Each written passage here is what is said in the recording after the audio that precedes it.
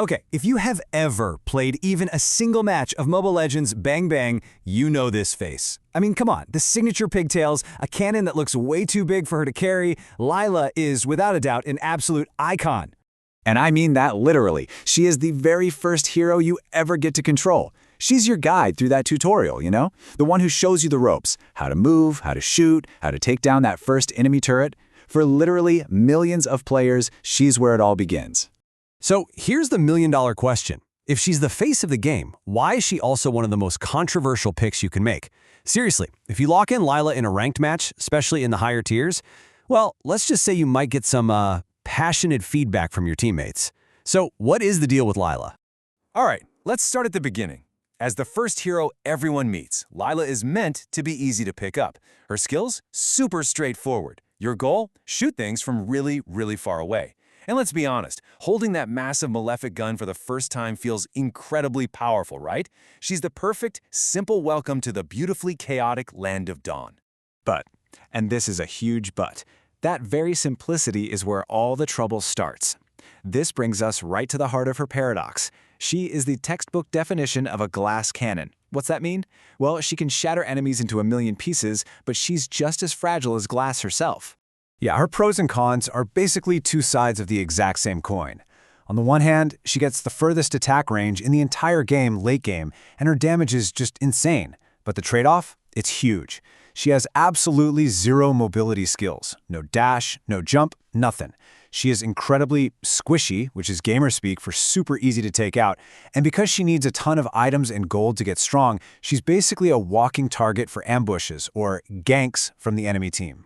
And look, the numbers back this up. They don't lie. Once you get into high-ranked play like Legend and above, her pick rate just plummets. We're talking less than 1% of games. And even when someone does pick her, her win rate is struggling, down below 47%. It's because experienced players know exactly how to shut her down, and they are ruthless about it. You see, her whole design pushes you into this super risky playstyle. Her passive skill, the Malefic Gun, actually rewards you for standing as far away from the fight as possible. The further you are, the more damage you do. Which sounds amazing, right? And it is, when it works. But it means you need flawless positioning, which is a massive ask when any decent assassin or fighter can be on top of you in a blank. In fact, her reputation is so well known that the community has given her a spot in a very special, very infamous group, the 4 Marksmen of the Apocalypse. Yeah, it's a thing. And seeing one of them get picked on your team is kind of like a bad omen. It's the moment you know you're probably in for a long, tough game. So you'd think a hero with such simple gameplay would have a simple backstory, right? Wrong. Oh, so wrong. Her official story has been just as unstable as her performance in a high-rank match. Okay, get this. Her backstory has been totally rewritten, like multiple times. At first, she was this rebellious daughter, and her scientist dad sacrificed himself to save her from some evil lab. Cool.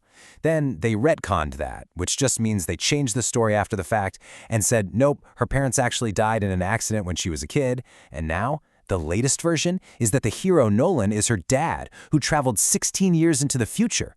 It is a complete mess. It feels like even the developers weren't sure who they wanted her to be. Okay, so let's recap. She's a huge liability in ranked, and her backstory is a tangled mess. So why on earth is Layla still the undeniable face of Mobile Legends? Well, the answer has everything to do with her status as a true icon. For starters, just look at her design. Her appeal has always tapped into things we already know and love. Her early look had this vibe that was really similar to Jasmine from Disney's Aladdin. And since then, she's leaned into all sorts of popular looks, especially anime. Her design has always been intentionally crafted to be familiar and appealing to a massive global audience. But it goes way beyond that. Moontoon has always treated her like a flagship hero. I mean, just look at her closet. She has one of the biggest and most varied collections of skins in the entire game. You want a cop? She's got it. A Wild West gunslinger? Check. An anime mecha pilot? Yep. She is basically the game's ultimate fashion icon. And if you want proof of her iconic status, look no further than the Blue Spectre skin. This thing is the holy grail for collectors. It was only available at one single offline event in the Philippines back in 2017. It's so rare that if you ever see this skin in a match, you know you're playing with a true OG of Mobile Legends. And the investment doesn't just stop at how she looks. Oh no. For her super popular anime skin, Miss Hikari, they went out and hired Yoshino Nanjo. If you don't know, she's a huge Japanese voice actress, famous for her role in the massive hit anime Love Live. You don't bring in that kind of talent for just any character. That's star treatment right there. All right, let's wrap this all up. Let's solve this paradox once and for all. How can a hero be both the biggest star in the game and one of the absolute weakest picks? Well, the answer is simple, really. We've been looking at her all wrong. We've been measuring her with the wrong yardstick. Layla's true value isn't found in her win rate. Her real purpose, her true value to the game, is her role as an ambassador. She's the friendly gateway that welcomes every single new player into this world.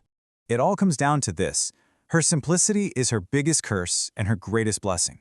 The very things that make her a terrible pick in a high-stakes match, her super simple, straightforward skills, are the exact same things that make her the perfect choice for someone who's never played before. So here's the bottom line. Layla is perfectly designed for the job she was given. And that job was never to win world championships. Her job is to be your first friend in the game, that first memorable step on what becomes a very long journey. She teaches you the absolute basics without being overwhelming, and she builds a foundation that you'll use for years, long after you've moved on to flashier, more complex heroes.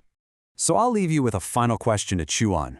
Is Layla the perfect starter hero, the ideal teacher that sets every player on the path to success? Or is her simplicity actually a trap, one that builds bad habits that are hard to unlearn? It seems like her true legacy will always depend on who you ask.